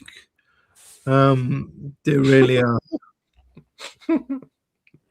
Like, I love Ronaldo. Like, he's obviously the greatest footballer of all time. I don't know He's about the greatest, but he's a good, yeah. he's pretty fucking good, man. He's pretty good. I think if he wins this World Cup, he would be number one. If he goes to World Cup, because he would be won everything: the Euro, World Cup, every league he played in, Ballon d'Or. I think if he won it, he's number one for me. Yeah. But Jacob I love Ronaldo. Look at that dial. Here's him heading a ball. He's just got no taste in and then his signature, and then CR7. Yeah. That is awful. It's just, it's just, man. Just like, I'd be collabing with, like, you know, MBNF or something like that, doing some cool shit. But he just he gets his shit for free. Yeah, I know. He probably gets paid to do it. Actually, Yeah, he doesn't get it for free. He'd be making money off this shit. yeah. I think Jacob pays these guys that have a lot of influence on other people, like Khabib Nurmagomedov, the MMA guy, has also one. Cristiano has one. Even producer Michael made a special limited edition with Jacob and Co. So it's basically you can get anybody who can sell a watch. Yeah. Just It's horrific. it's just so bad. Like it's just the whole thing. Even like there's nothing redeeming about this watch at all. Like even the case is shit. Like, It is. do you know what I mean? There's just nothing about this that even is appealing in any way, shape, or form at all. Which is just such a shame. That's what I mean. Like I love Ronaldo, man. Like he's the man. But then you see this stuff and you're like, what the fuck, man? What are you doing? Like you're lowering your brand value when you do shit like this. But I mean, you get some bust down ones, which are just awful. Go back to the top. Yeah. No, thanks. But imagine the watches Ronaldo must have in his collection. I know, yeah.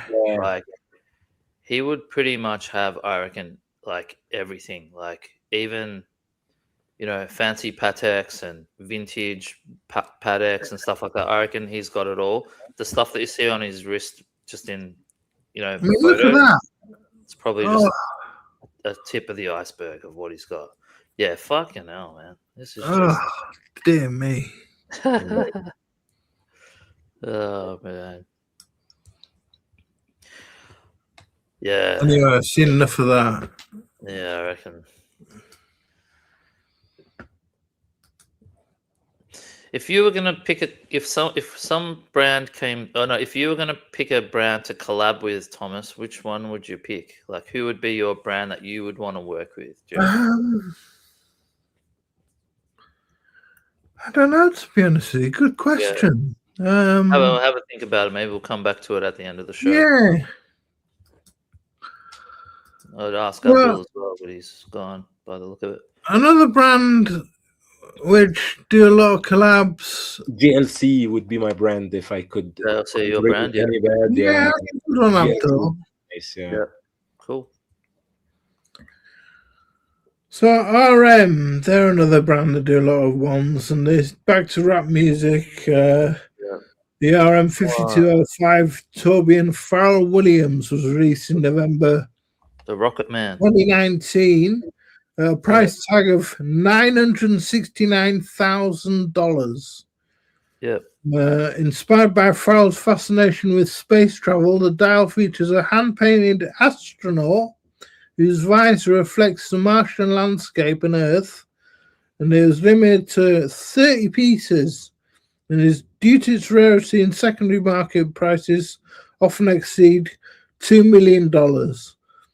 The bezel and case back are made from metallic brown cermet, which is a advanced hybrid of titanium and ceramic materials, while the inner sandwich layer is carbon TPT, thin ply titanium, I think. I can't remember what TPT stands for anyway. A layered carbon fiber material used in aerospace. The crown is meant to mimic the wheel of a Mars rover. And yeah, I mean, there you go. Yep.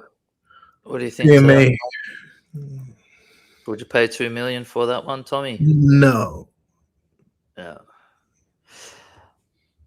Actually, now that obviously we've all seen this watch, we know what it is, but I didn't know it had a hand painted dial, that's kind of cool, I guess. Yeah, look, RM is just one of those brands that we've talked about them a lot. You know, they obviously do a lot of stuff with material, and they're quite innovative. The price is just way out there. But it is what it is, I guess. Yeah, not my cup of tea, this one. There's other RMs I would take over this one. Rich says it's a beautiful watch. Yeah. Yeah, look, and I can see how you would like it. Like the when you think about the space stuff and the hand painted dial, it's actually a pretty cool watch. Actually, it's not bad at all. Good to see you, D-Time Love Show. He says he's handled the Man City collab and some watch was garbage. Same watch was garbage. Good to see you, D. And yeah, please post the link to your website for your show, D. He's got a watch show coming up in September the 19th, and everyone, and yeah, please check it out. So please drop the link to your show, D. I have to jump off, guys. Awesome catching up and seeing Okay, all the celeb collabs that I would never wear or buy. But yeah, I think like the idea of collaborating with celebrities is just for their fans. You know, like for me, I would rather buy a watch that is something for me than something for somebody else who said, buy this one if you're a fan of me. But yeah, that's my opinion. Yeah, absolutely. For sure, yeah. See you, brother. Take care, Abdul. Thanks a lot for joining. See you later. Check out Abdul's channel, everyone, as well. Yeah, pop over there. Give him a sub. Yeah, he made a good point. Sorry, Thomas, before you go on, just quickly, like the point about celeb collabs, like you've either got to really like the celebrity or just you've got to just like that watch. The watch has got to be so good that, you know, it looks so good that you'd want to buy it, you know, like that John Mayer one. I fucking hate John Mayer, but I love that watch, you know what I mean? So I would go for that one. But there's not many celebrities that I'm so attached to that I would want to get their watch, you know? So I think it just comes down to the watch. Did they make a nice looking watch? That's really all it is. Yeah, it's hard, isn't it? I mean, you may not like the celebrity at all, but you may be a big follower of the brand. Yep. You may. I mean, but like with the say, let's just take the John Mayer one for example. That one has nothing about John Mayer on it at all. It doesn't say John Mayer on it, or it doesn't have his name on it. It doesn't have anything to do with him. But same with the Rolex John Mayer, but that isn't a collaboration. That's just been named because he bought it. And that's not a collaboration. That's just been named that because of, because he bought it and he wears it. And everyone calls it the John Mayer. Well, yeah, it was just one that was featured on that Hodinkee Talking Watches where it was going through his whole Daytona collection, and then he was like, "Oh yeah, I like these ones," and so it became popular based on that. But whereas, like let's just say the Cactus Jack AP collab, for example, it's got, you know, little bits of Cactus Jack on it and stuff like that, and then you go all the way to like the Daft Punk one where it's actually got Daft Punk written on it. It's like, fucking, like I'm not gonna buy that, you know. Like I don't even like Daft Punk. I don't like that. With the John Mayer one, it's like I don't even like John Mayer, but I could buy that one because it doesn't say John Mayer on it, you know. Yeah, it's an interesting sort of situation with these celeb collabs, how they come out in the market and how they're branded, and they got to think about all that stuff when they're putting it out there, I think. So I hate to do it, but I'm going to bring up another RM.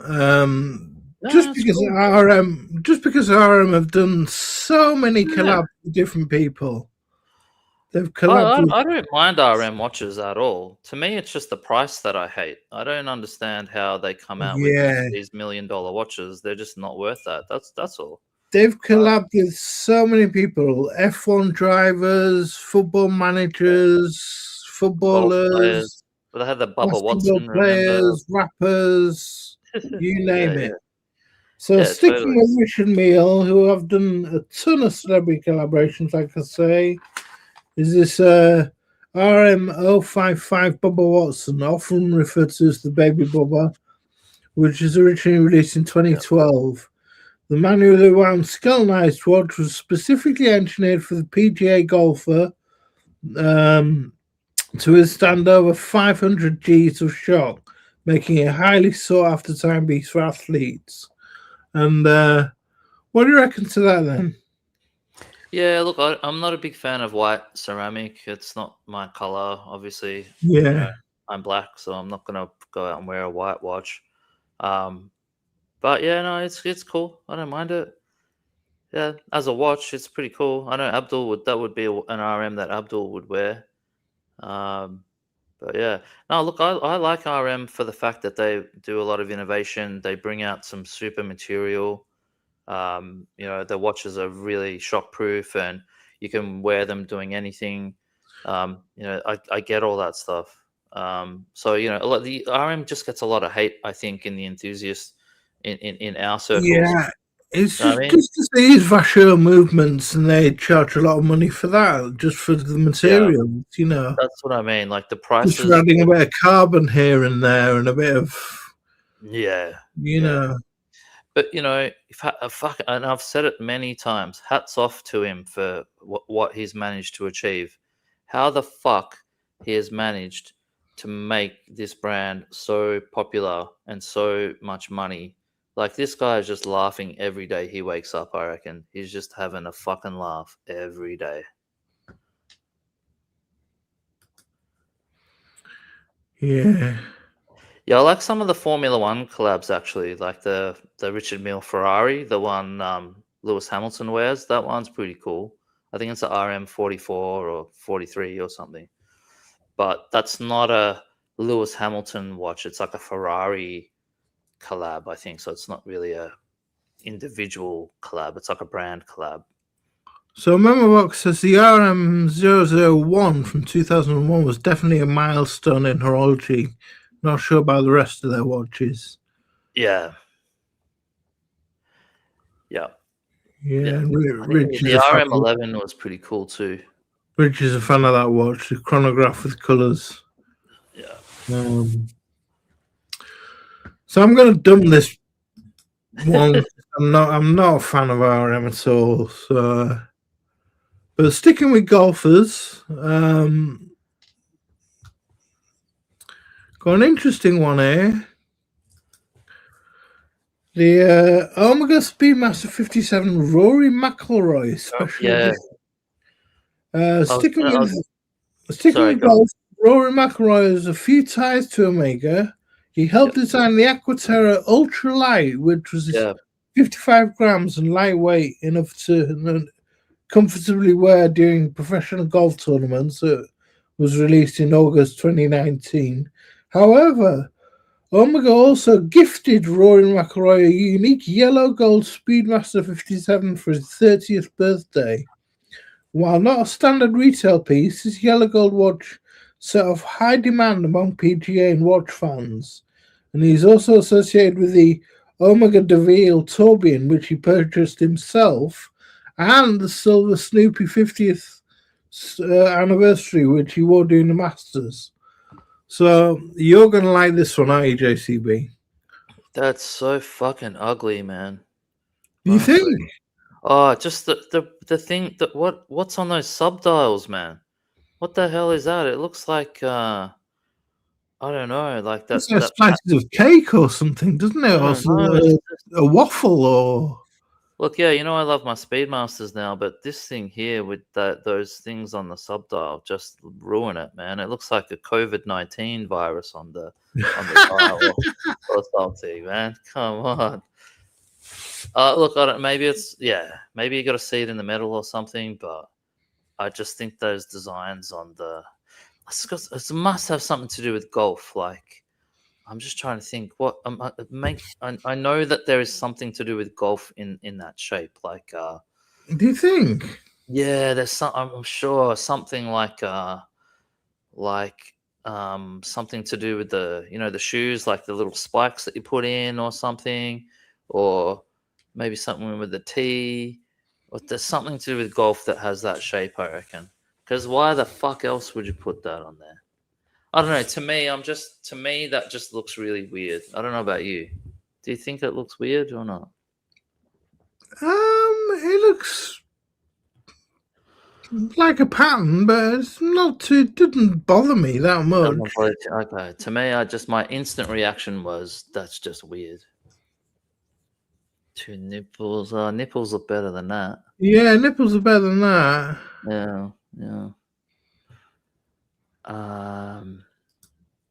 Yeah, I don't know. Yeah, I don't know. They look like sheriff's badges. Yeah, something like that. The Marshall. Yeah, it's just weird, man.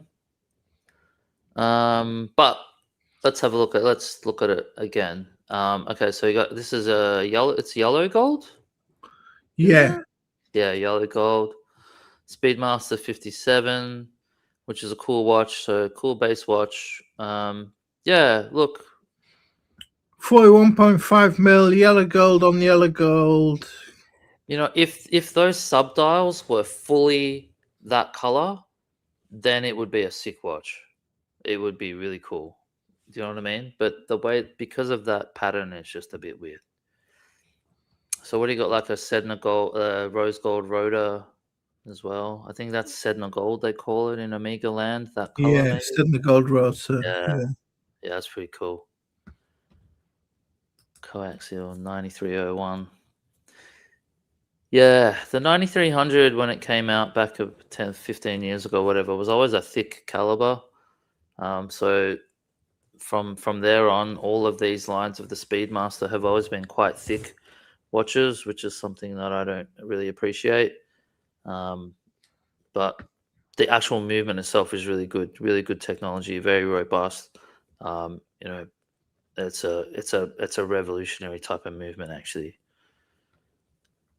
Yeah.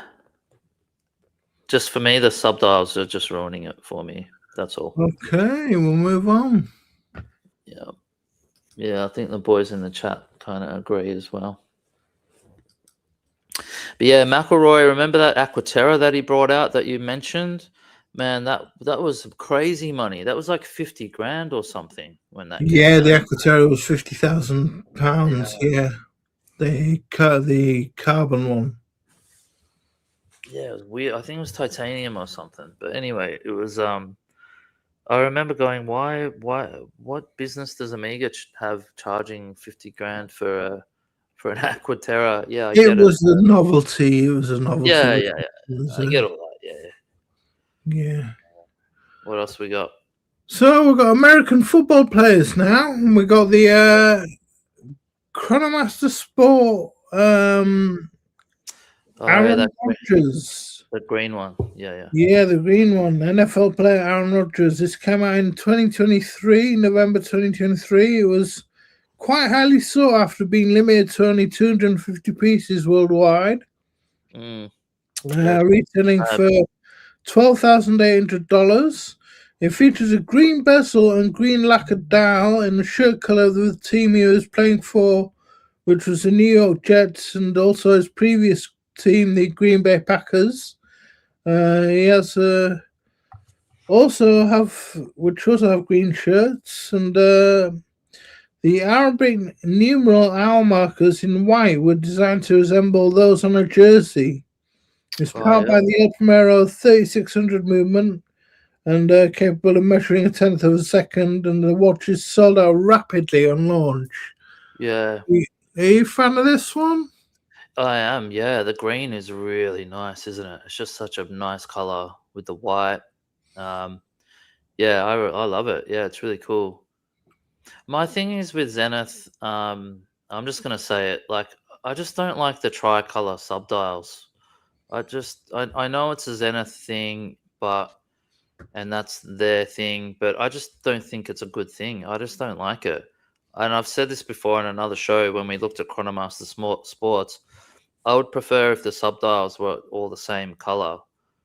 Maybe on this one, I reckon that silver in the middle might look good, or even the dark gray on the right might look good.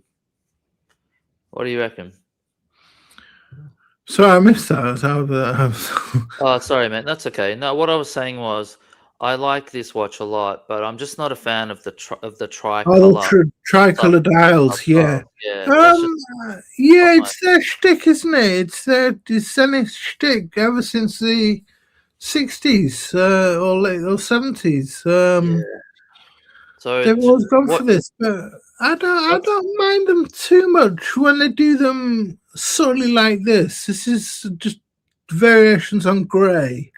When they get multicolored, I think they get a bit not a fan too much. really. Yeah, yeah. When with the it's blue- like going blue and grey and yeah, blue, grey, and white. white basically. and Yeah. you know, something like that.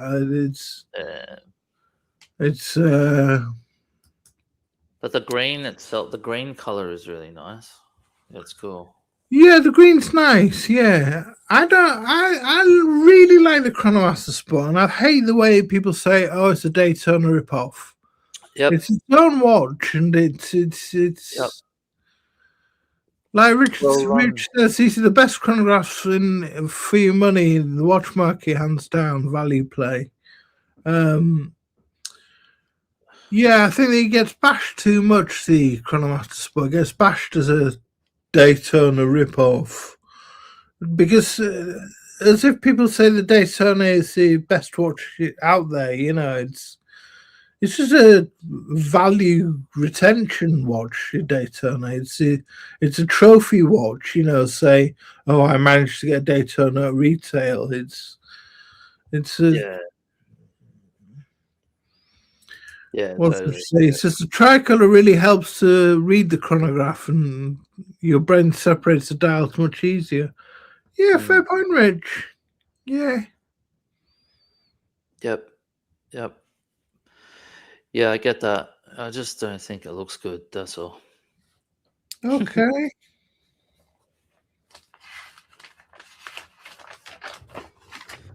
Yep.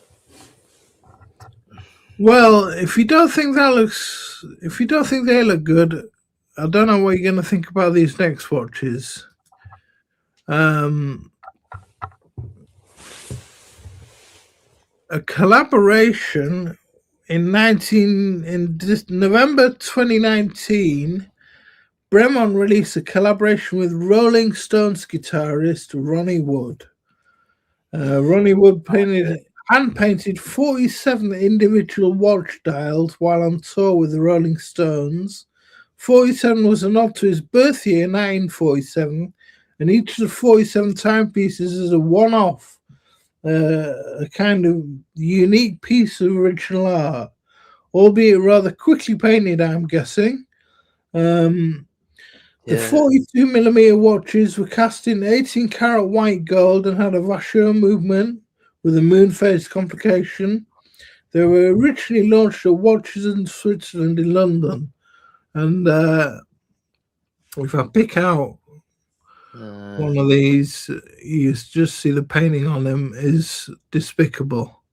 Yeah, it's really bad, isn't it? I was gonna say because his artwork's actually not bad, but this is typical Bremont. It's fucking crap.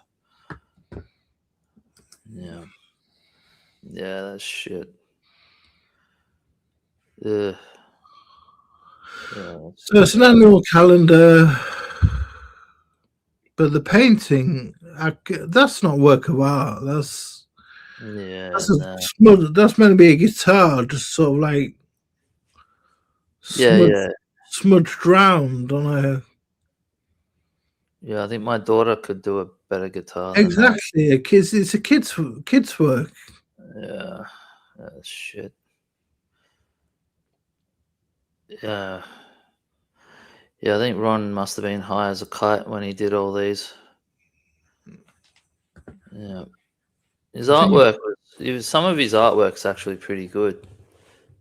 But yeah, I think, as you say, he probably rushed through these ones and got his cash and got the fuck out. What's some of the others? So have any of these actually sold? Yeah, they're all sold. No longer available. Oh, they're all sold. Okay. Yeah. I mean, what's that? Yeah, I don't know. It's just some abstract shit. That's not bad. But yeah, I guess if you want to collect, if you're a Stones fan and you want to get into a bit of Ronnie's art, I mean, buy a white gold Bremont, go. Oh, there's a white gold, are they? White gold, yeah. Okay. Yeah. You know, go for it. Well, I guess you're getting like a piece unique from Ron Wood. Really, that's what you're paying for. Because no one's paying for a Bremont. They're really paying just for the Ron Wood artwork, I guess. So, you know, yeah, fair enough. If you like Ron Wood, go for it. Yeah. And I remember Fox's comment: the band bought them all and throw them to the.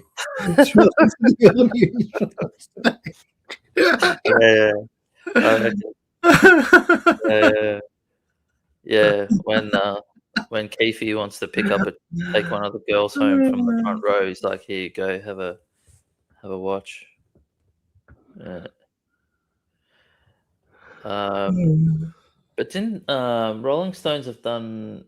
I'm just trying to think. Oh no, I'm thinking of Raymond Weil do lots of collabs with bands like they did the Beatles. I reckon they did a Rolling Stones as well, actually.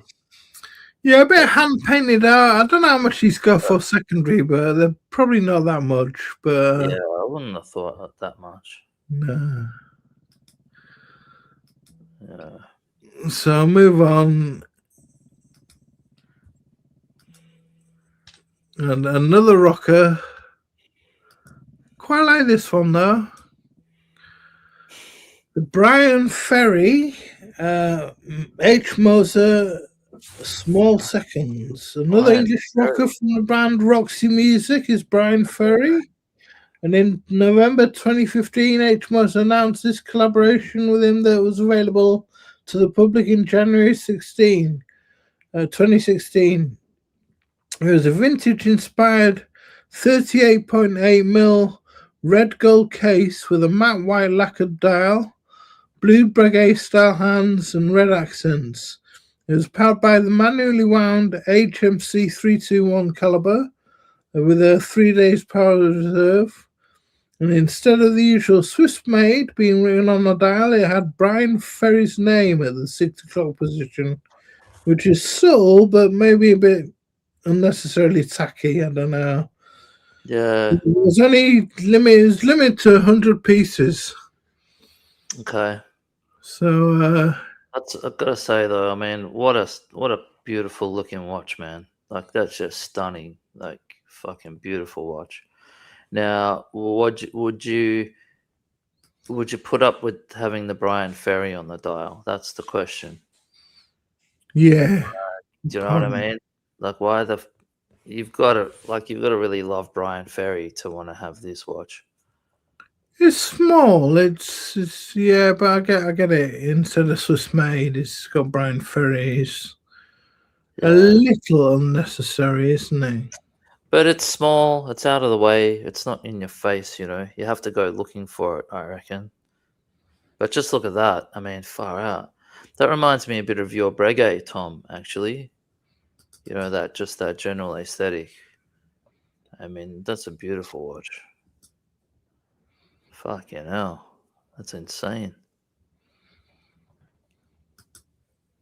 I mean, Moses should do more of this stuff just in their everyday collections, like, you know what I mean?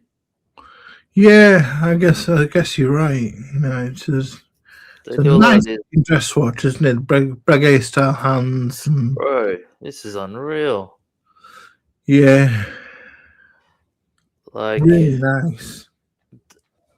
I mean, because I've never seen something like this from Moser before. Like, do they even make something like this in regular production? I don't think so. No, I haven't seen anything like this from them since this. Imagine they brought out a line of watches like in this style. They would go nuts. They would just run out of the factory.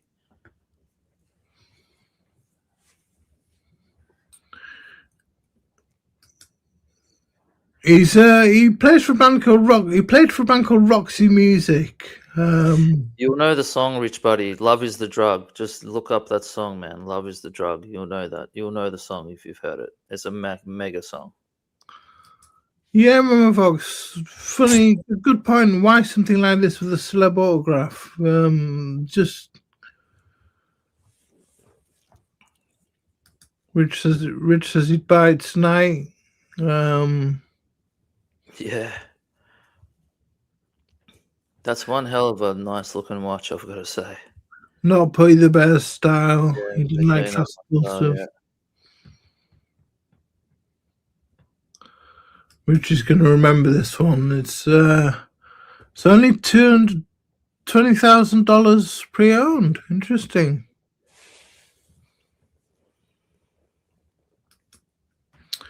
Yeah. Yeah, I like it. So that's the Brian Ferry Moser, which is quite a nice one. I like her. Yeah. So coming towards the end now, Cool. we got the IWC Portuguese Tourbillon Retrograde Chronograph Lewis Hamilton. That's a mouthful.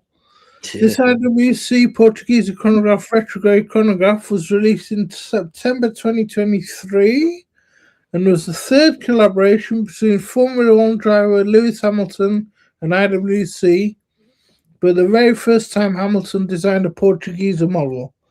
It has platinum case, teal dial with matching textile strap, 12 diamonds at the indices, and a flying tourbillon. Only 44 pieces were made, representing Hamilton's racing number 44, and the release price was $169,000 upon launch. Fuck. It's a lot of money for an IWC Portuguese. Yeah, I reckon they're probably only worth about 20 now. Yeah. Yeah. Nice watch, nice enough. I quite like it, but No, not I for me. mean, it's a bit tacky. We're putting diamonds at the indices, Yeah. instead of loom, or it's a bit much, isn't it? Yeah, I think so. And Not- instead of sub registers having this retrograde minutes. Is that the date? Is that no, it's for the date, isn't it? Or is that it's for the date. 31. Yeah, right. Yeah, no, not my cup of tea. Let's get the audience's verdict on this. Are they going to crush this?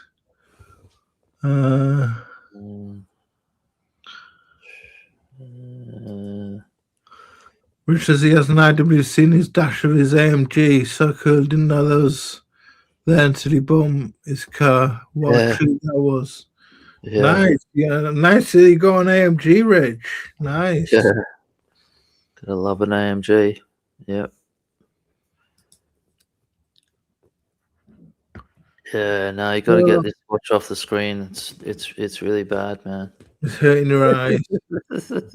So pull up our last one. Cool. Yeah, I got to jump off in a minute. Yeah. An interesting one. The FB Jean Francis Ford Coppola. So this Jean, the FFC watch was inspired by a concept from filmmaker Francis Ford Coppola to display the hours using an animated mechanical hand. It was originally unveiled as a piece unique for the Only Watch charity auction in 2021. Following a success, a regular production model was officially introduced and released in 2023.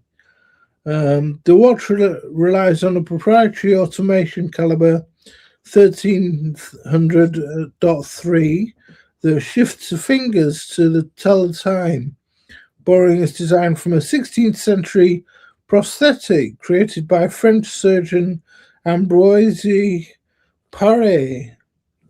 The hand on the watch is made from titanium, and there are platinum or rose gold cases with a rotating minute dial. Secondary prices are on request, and I imagine are very high. Yeah.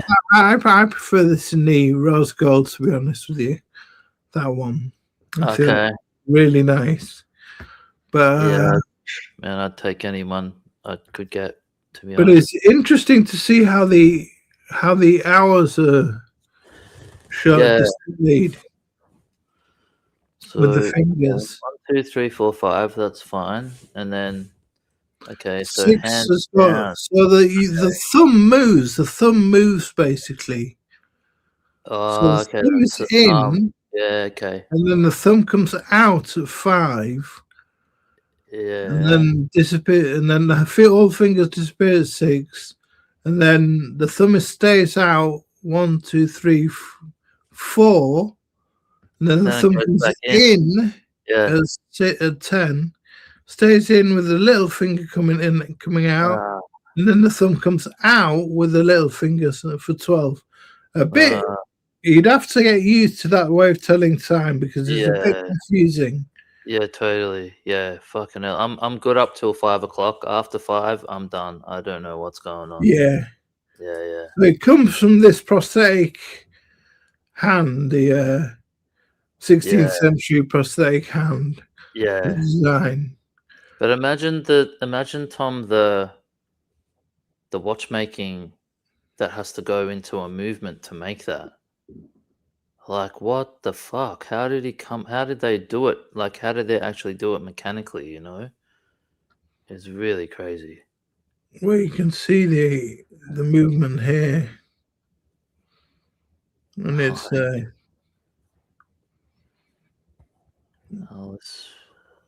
it's a weird style movement. Yeah.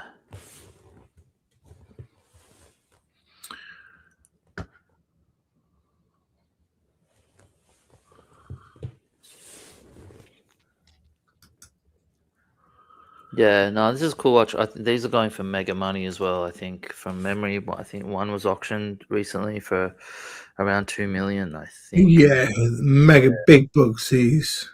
Yeah, it's insane. Well, that's why. I mean, it's Jean, the movement, the whole thing is not. It's like some medieval torture device or something. That's what it reminds me of.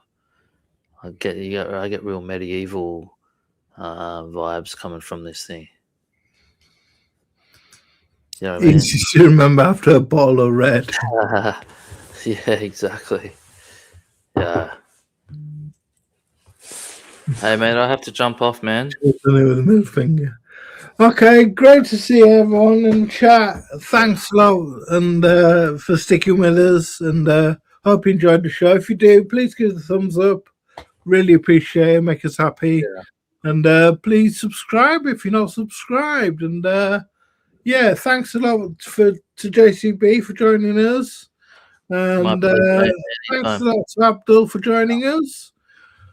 Hope you enjoyed our little selection of celebrity watch collabs, and I'll get thinking about something else for next time.